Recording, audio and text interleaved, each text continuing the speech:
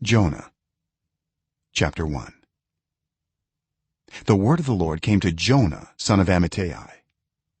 Go to the great city of Nineveh and preach against it, because its wickedness has come up before me.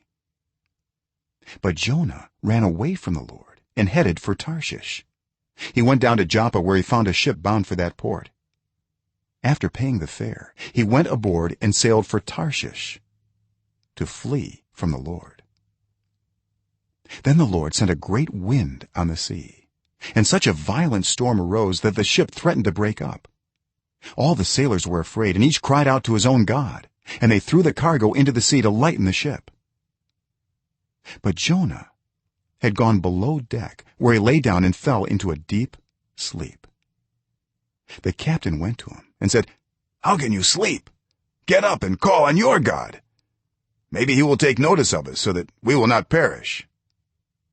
Then the sailors said to each other, "Come, let us cast lots to find out who is responsible for this calamity." They cast lots, and the lot fell on Jonah.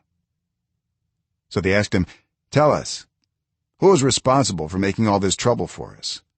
What kind of work do you do? Where do you come from? What is your country? From what people are you?"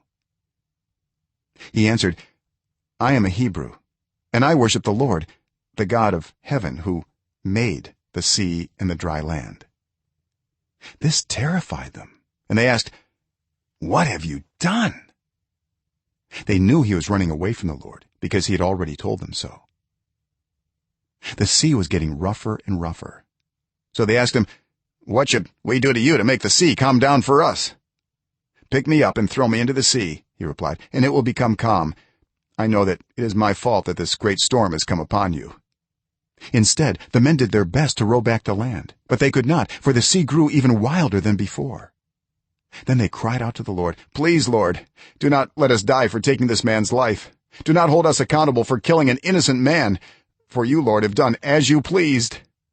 Then they took Jonah and threw him overboard, and the raging sea grew calm.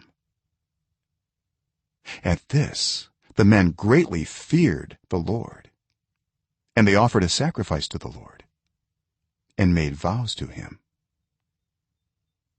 Now the Lord provided a huge fish to swallow Jonah, and Jonah was in the belly of the fish 3 days and 3 nights.